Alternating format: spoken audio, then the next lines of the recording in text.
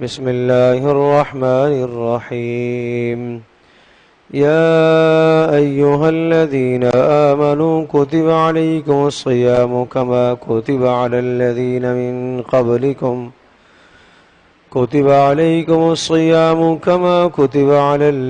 من قبلكم لعلكم تتقون أياما معدودات فمن كان منكم مريضا أو على سفر فعدة من أيام أخر وعلى الذين يطيقونه فدية طعام مسكين فمن تطوع خيرا فهو خير له وأن تصوموا خير لكم إن كنتم تعلمون وقال رسول الله صلى الله تبارك وتعالى عليه وسلم من صام رمضان إيمانا واحتسابا غفر له ما تقدم من ذنبه ومن قام رمضان إيمانا واحتسابا غفر له ما تقدم من ذنبه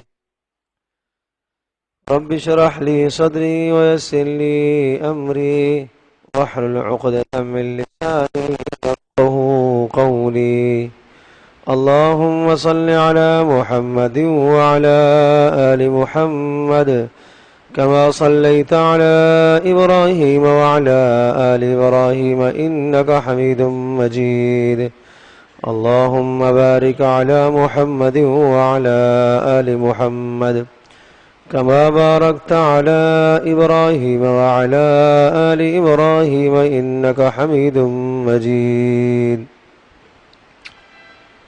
اللہ تبارک و تعالی نے رمضان المبارک کے روزوں کی فرضیت کا جب ذکر فرمایا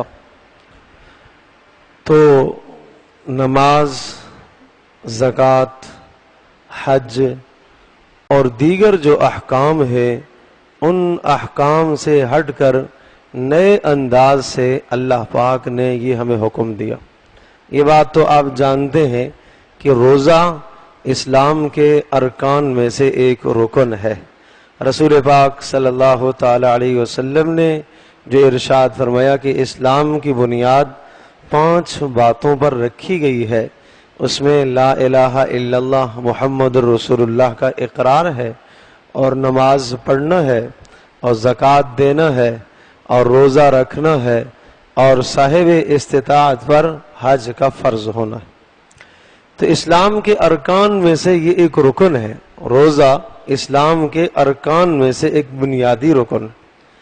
اور ارکان ہونے کا مطلب کیا ہوتا ہے؟ جس طرح سے آپ ایک گھر بناتے ہیں، ایک عمارت بناتے ہیں، اس عمارت کے نیچے اس کی بنیادیں، اس کے ستون ہوا کرتے ہیں، اور وہ عمارت ان ستونوں پر، ان بنیادوں پر قائم رہتی ہے۔ اور بنیاد کسی جانب کی اگر کچی رہ گئی، ایک ستون اگر کچا رہ گیا تو وہ عمارت گرنے کا خدشہ اور خطرہ ہے۔ بالکل اسی طرح سے اسلام کی بنیاد ان 5 باتوں پر رکھی گئی ہے، اور ان 5 باتوں کو بہت امتیازی شان حاصل ہے۔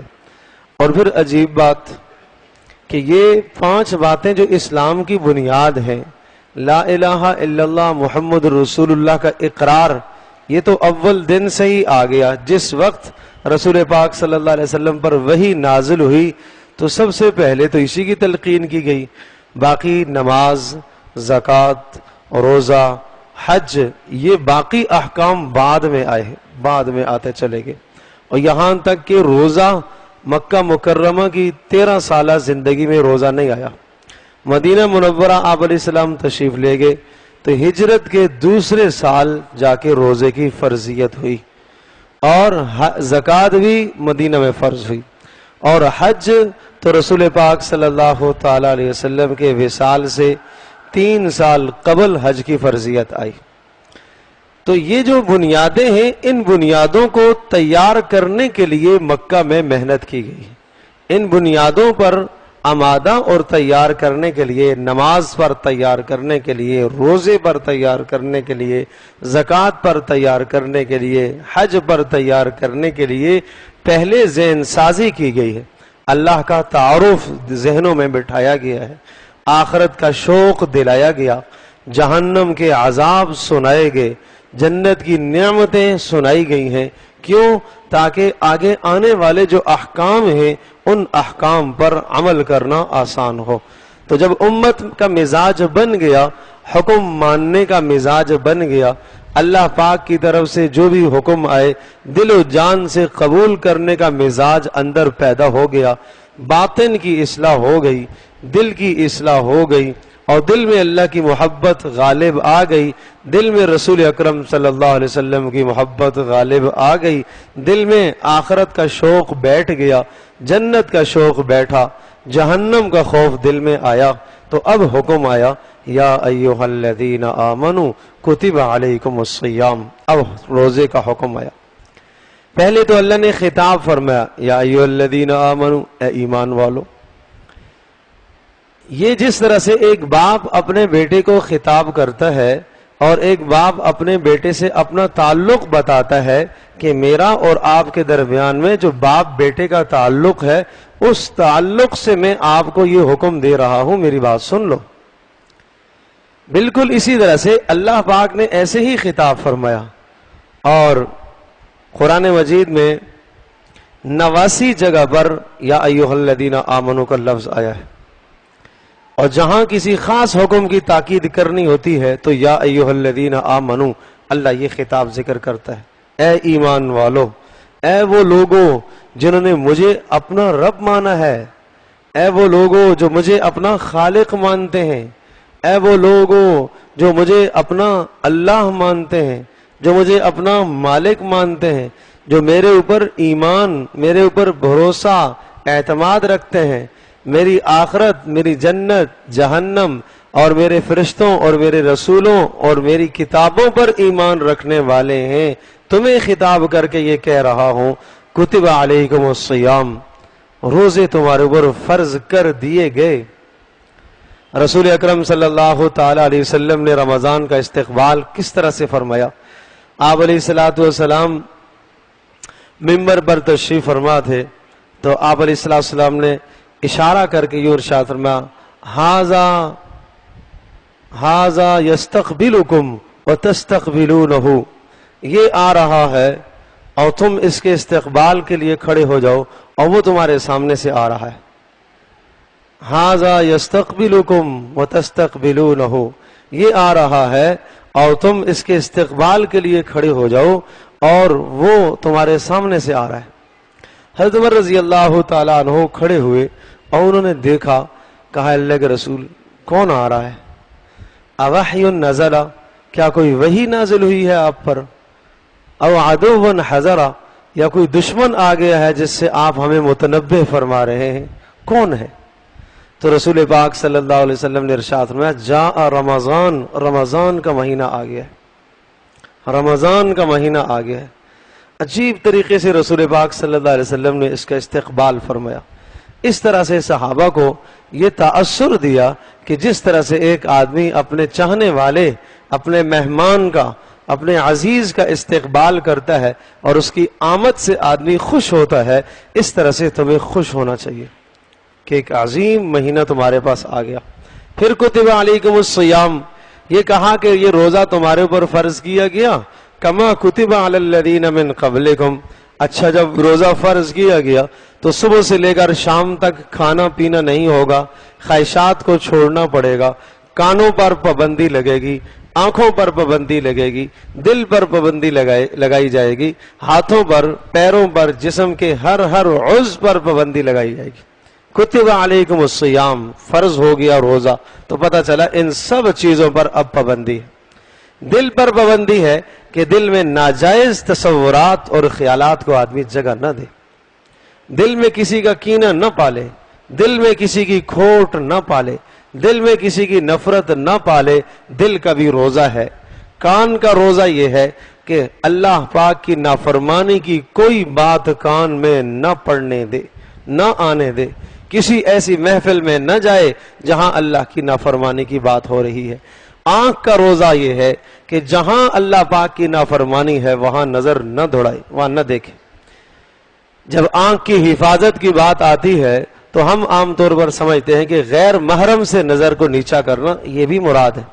اور یاد رکھیے گا اگر میں یہ بات کہوں تو بالکل غلط نہ ہوگی اور درست بات ہے کہ غیر محرم سے نظروں کو نیچا کرنے کا معنی یہ ہے کہ بازار میں اپنی نگاہوں کو نیچا کرو, اپنے گھروں میں جاؤ بھابھی سے نظر کو نیچا کرو, چچے کی بیٹی سے نظر کو نیچا کرو, خالہ کی بیٹی سے نظر کو نیچا کرو, پھوپھی کی بیٹی سے نظر کو نیچا کرو, چچی سے نظر کو نیچا کرو.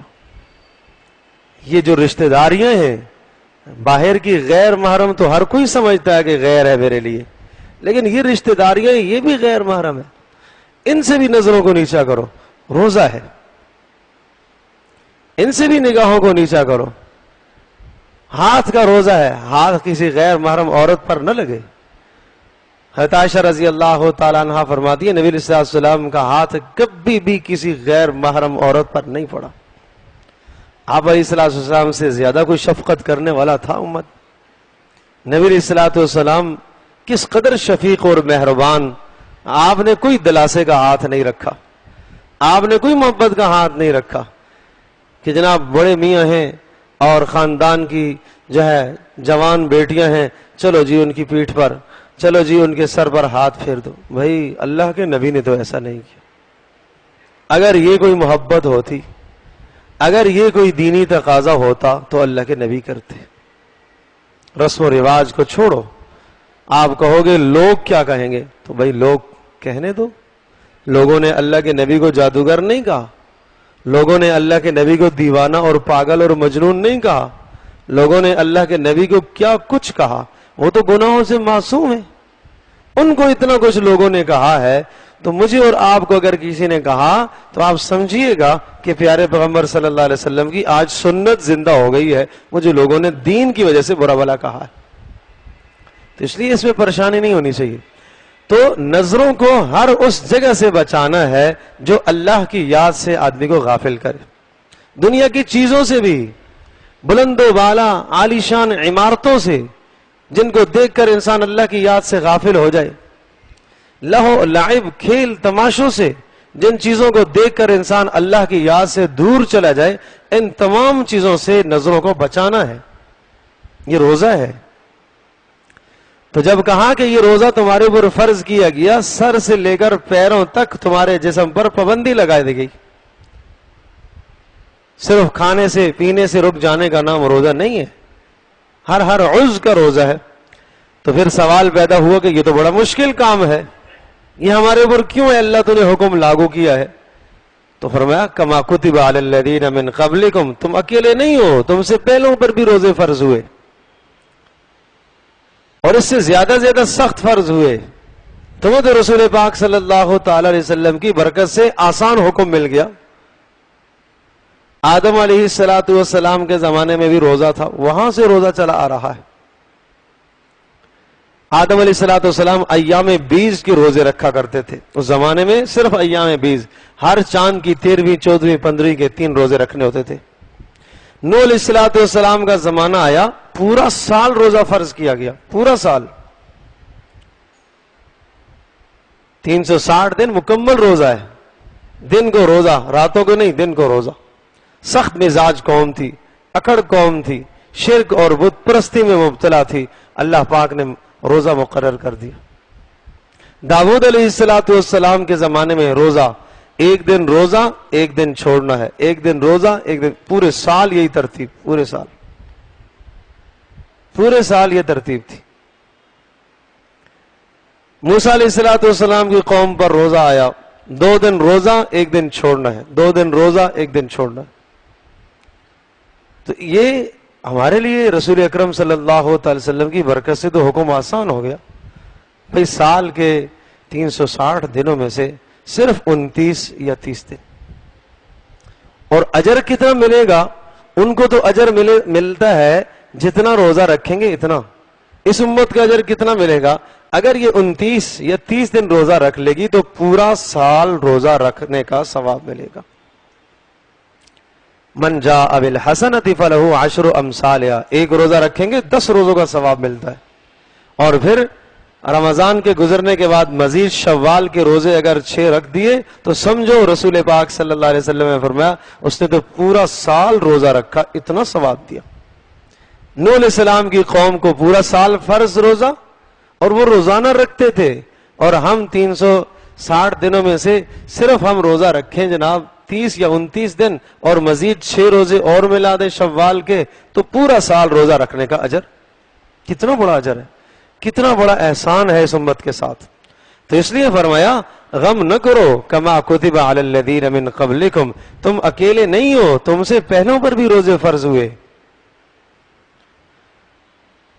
اور ابتدا میں تو روزہ اور سخت تھا، رات کو افطار کے بعد اگر کسی کی آنکھ لگ گئی تو اب نہیں کھا سکتا تھا، روزہ اس کا شروع ہو جاتا تھا۔ ابتدائی اسلام میں کیوں حکم تھا؟ پھر اللہ پاک نے اس حکم میں اور تخفیف کر دی اور آسان کر دیا کہ چلو کوئی بات نہیں، اگر افطار کے بعد عشاء پڑھنے کے بعد سو بھی گئے، صبح صادق سے پہلے پہلے جب بھی جاگو کھا سکتے ہو، اور آسانی ہو گئی۔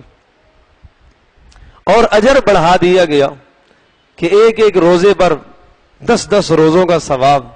کیا اجر؟ الصوم لی وانا اجزی بہ، روزہ میرے لیے ہے، اللہ کہہ رہا ہے، اور میں خود ہی اس کی جزا اور اس کا بدلہ دوں گا۔ یہ روزہ وہ مقدس عبادت ہے کہ جس میں دکھلاوے اور ریاکاری کا بالکل شائبہ نہیں ہے۔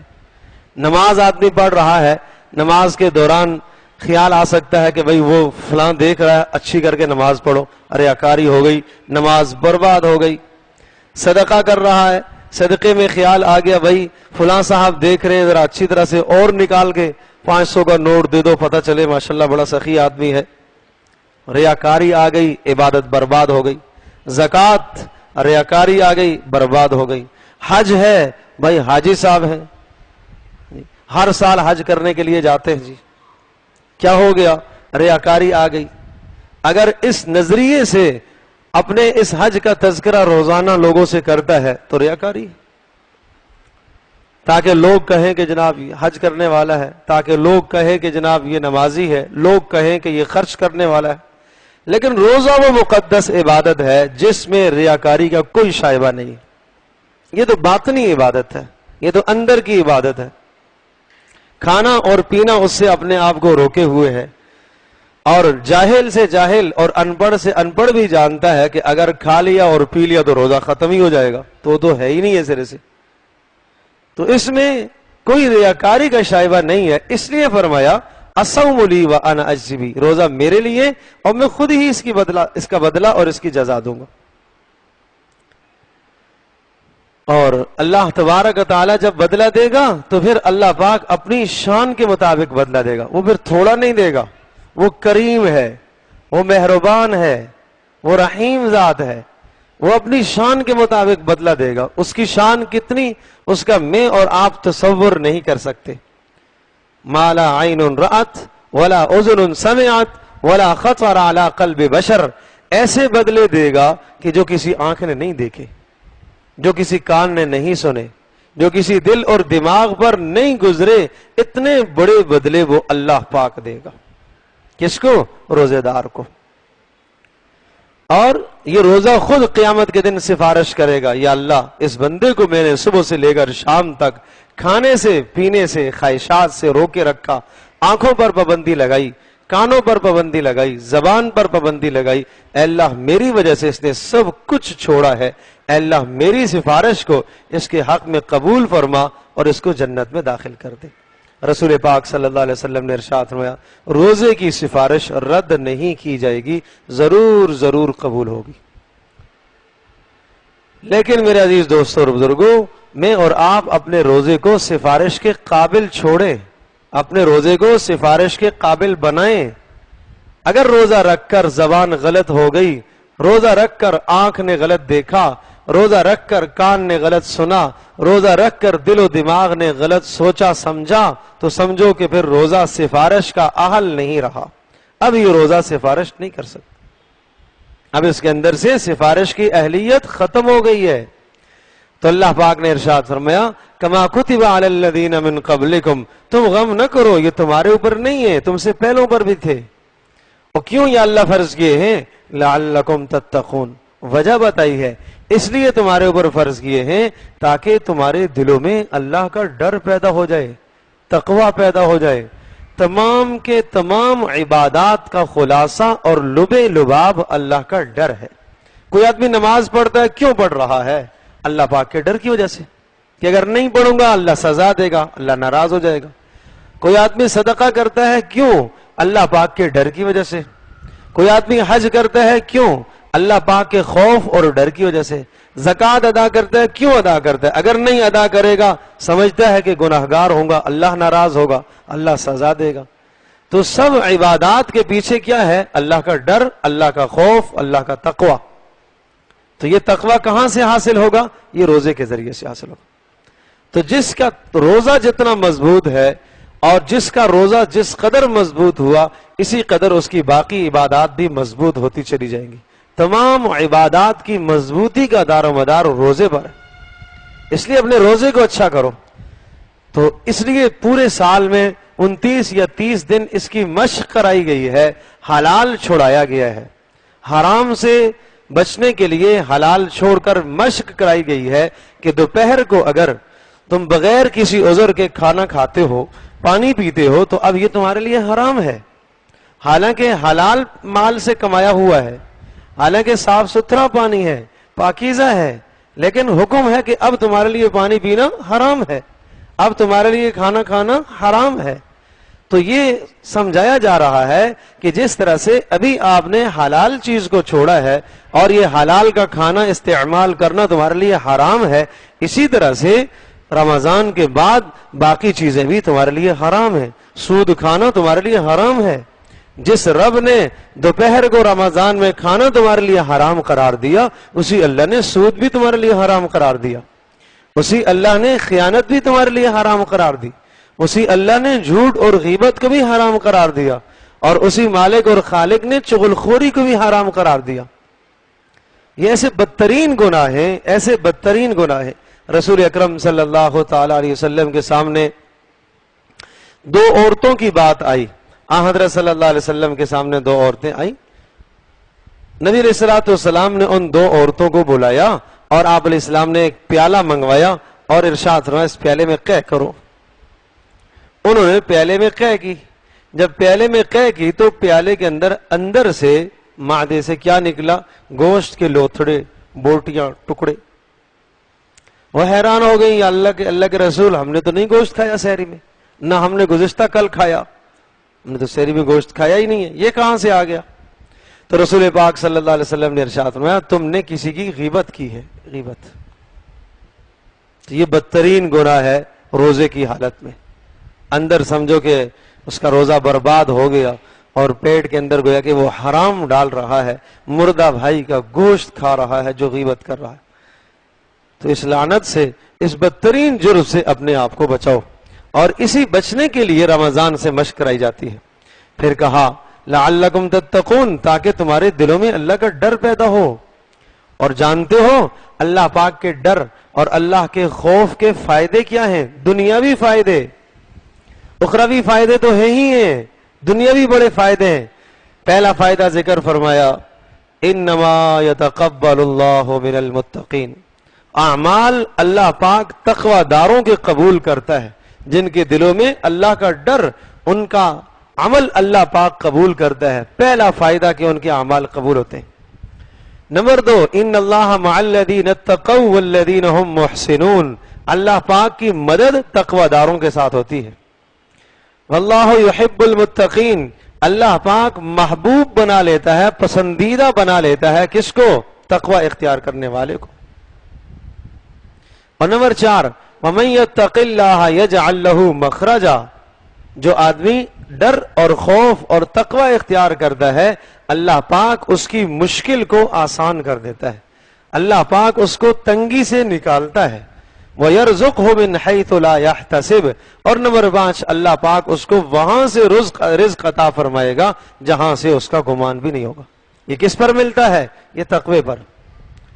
یہ رزق کی فراوانی کس پر ہے؟ یہ اللہ پاک کے خوف پر۔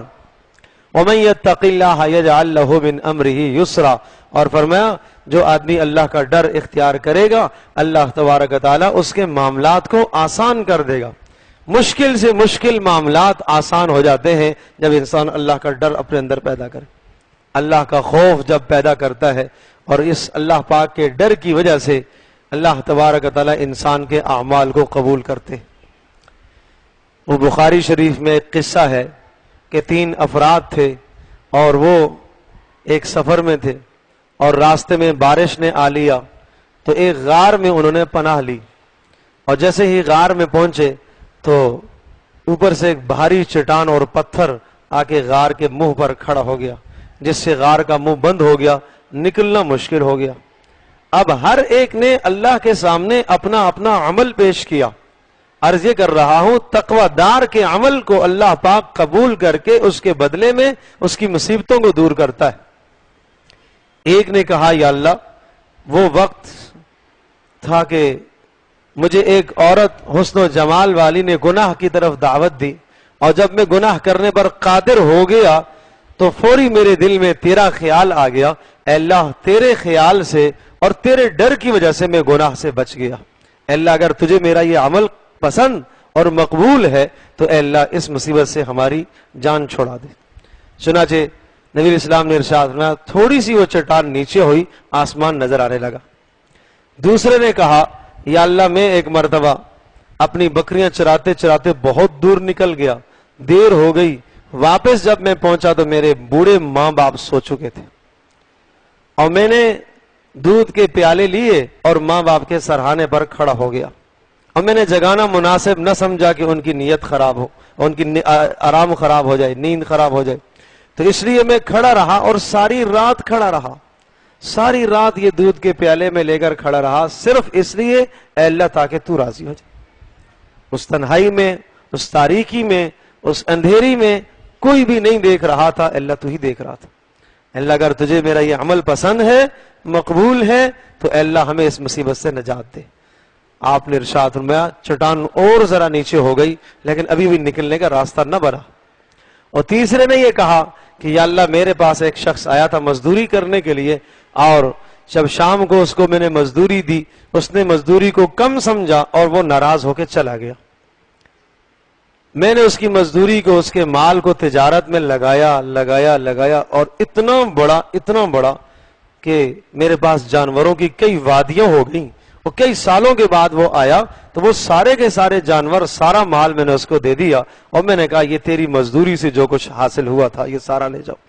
اللہ یہ صرف اس لیے کیا تھا تاکہ تو راضی ہو جائے. اللہ اگر تجھے یہ عمل پسند ہے تو ہمیں اس پریشانی سے نجات دے. آپ نے ارشاد فرمایا وہ چٹان مکمل طور پر وہاں سے ہٹ گئی اور تینوں کے تینوں باہر آ گئے. تو تقوی داروں کے عمل کو اللہ قبول کیا کرتا ہے, اور ان اعمال کی برکت سے اللہ مصیبتوں سے نجات دلایا کرتا ہے. وَمَن يَتَّقِ اللَّهَ يَجْعَل لَّهُ مِنْ أَمْرِهِ يُسْرًا, جو آدمی اللہ کا ڈر اختیار کرتا ہے اور ڈرتے ڈرتے اس طرح سے اللہ کے سامنے اپنے عمل کو پیش کرتا ہے, اللہ پاک اس کی مشکل کو آسان کرتا ہے. اللہ پاک اس کو تنگی سے نکالتا ہے. مالی تنگی میں مبتلا ہے, کوئی ناحق مقدمہ اس پر آ گیا ہے, تنگی میں مبتلا ہے.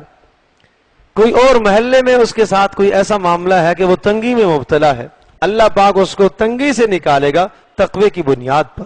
اور یہ تقوی کہاں سے آئے گا؟ یہ روزے کے ذریعے سے.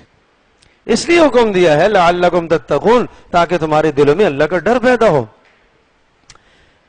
اب سوال یہ آیا کہ یا اللہ تیرا ڈر تو پورے سال مطلوب ہے, ہر آن ہر گھڑی تیرا ڈر دل میں موجود رہے, تو پھر کیا ہر وقت روزہ رہے گا؟ کہا نہیں, ایام معدودات, صرف چند گنے چنے دن بس. ایام معدودات, چند دن بس. اور تمہیں تمہارے نبی نے بھی روزہ رکھ کر دکھایا. حضرت صلی اللہ علیہ وسلم کی زندگی میں نبی صلی اللہ علیہ وسلم نے 9 مرتبہ رمضان المبارک کا روزہ رکھا. 5 رمضان حضرت صلی اللہ علیہ وسلم کے زمانے میں 29 کے آئے, اور 4 رمضان نبی اسلام کے زمانے میں 30 کے آئے. حضرت صلی اللہ علیہ وسلم نے جو رمضان کے روزے رکھے وہ نبی پاک صلی اللہ علیہ وسلم نے ستمبر کے مہینے میں, اگست کے مہینے میں, جولائی اور جون کے مہینے میں روزے رکھے, اور وہ سب کے سب روزے نبی صلی اللہ علیہ وسلم کے گرمی کے زمانے کے روزے تھے. آخری رمضان جو آپ علیہ السلام کا تھا وہ جون کے مہینے کا تھا، اس کے بعد آپ علیہ السلام دنیا سے پردہ فرما گئے۔ تو یہ امت کو سبق دیا ہے اور سمجھایا ہے کہ اتنا اہم کام ہے جو نبی تقوی سے بھرا پڑا ہے۔ آپ نے خود ارشاد فرمایا میں تم سب سے زیادہ اللہ کا ڈر رکھنے والا ہوں اور تم سب سے زیادہ میں متقی ہوں، لیکن اس کے باوجود بھی رسول پاک صلی اللہ علیہ وسلم کو روزے کا حکم، اور صرف رمضان کے نہیں، آپ علیہ السلام کے روزے کا تو عجیب حال تھا۔ یہ رمضان کے 29-30 تو تھے ہی تھے، مزید شوال کے 6 روزے، مزید ہر مہینے کے ایام 20 کے 13ویں 14ویں 15 کے 3 روزے الگ، ہر ہفتے میں جمعرات اور پیر کا روزہ الگ، اور پھر جس دن گھر میں آتے اور پوچھتے کوئی شے کھانے کی ہے، پتہ چلتا کہ ہے تو کھا لیتے، نہیں تو کہتے میرا روزہ ہے۔ آدھی زندگی تو روزے سے ہی گزر گئی۔ یوں سمجھو کہ ہر مہینے میں رسول پاک صلی اللہ علیہ وسلم کے 12-13 دن روزہ ہوتا ہی تھا، ہر مہینے میں، ہر مہینے میں۔ اور یہ اس لیے کر کے دکھایا تاکہ امت کو سبق ملے کہ اس عمل کو کرنے میں تمہیں آسانی پیدا ہو۔ پھر جب مشقت آئے، تکلیف آئے، گھبراہٹ آئے، گرمی ہو، پیاس کی شدت ہو، تو اس کو برداشت کرو اللہ پاک کی رضا کے لیے، اور یہ سمجھو کہ اللہ کا فرمان ہے کہ روزہ میرے لیے ہے اور میں خود اس کا بدلہ دوں گا۔ جس آدمی کو شام کو مزدوری ملنے کا یقین ہو اور بڑی بھاری رقم اسے ملنے والی ہو، وہ دن کی پیاس اور تکلیف اور بھوک کو برداشت کرے گا۔ کوئی آدمی کسی سے کہتا ہے تم بھائی دھوپ میں کام کرو، لیکن یہ شرط ہے دن کو کھانے کو نہیں ملے گا، پینے کو بھی نہیں ملے گا، شام کو مزدوری تجھے بڑی بھاری دی جائے گی، خوشی خوشی کام کرے گا، بڑی بھاری مزدوری ملنے والی ہے، عام جگہوں سے 10 گنا زیادہ مزدوری ملنے والی ہے، کہے گا کیا بات ہے بھائی مشقت برداشت کر لوں گا۔ تو میرے عزیز دوستوں اور بزرگوں، اللہ پاک کی جانب سے بھی بے انتہا اجر ملنے والا ہے۔ اور حدیث پاک میں آتا ہے، آپ نے ارشاد فرمایا کہ عید والا جب دن آتا ہے تو پھر اللہ پاک فرشتوں سے پوچھتا ہے بتاؤ بھائی جب کوئی مزدور مزدوری کر لے اور وہ اچھی مزدوری کرے اور اس نے اچھی محنت کی ہو تو بتاؤ اسے کیا اجر دینا چاہیے، اسے کیا ملنا چاہیے؟ تو فرشتے کہتے ہیں اے اللہ اس کو پورا پورا بدلہ دیا جائے، اس کو پورا پورا بدلہ دیا جائے۔ تو اللہ پاک ارشاد فرماتے ہیں اچھا تم گواہ رہو میں نے ان سب روزے داروں کی بخشش کر دی اور ان سب کو میں نے آج جہنم سے آزاد کر دیا۔ اور آپ علیہ السلام نے ارشاد فرمایا یہ انسانوں اور جنوں کے علاوہ ہر مخلوق اس آواز کو سنتی ہے، اور فرشتے اعلان کر رہے ہوتے ہیں جاؤ بھائی مزے کرو، آج تمہارے گناہ معاف ہو گئے، آج تم سے تمہارا رب راضی ہو گیا، آج تم سے تمہارا اللہ راضی ہو گیا، آج جہنم سے تمہیں خلاصی مل گئی، آج جنت میں تمہارا داخلہ ہو گیا۔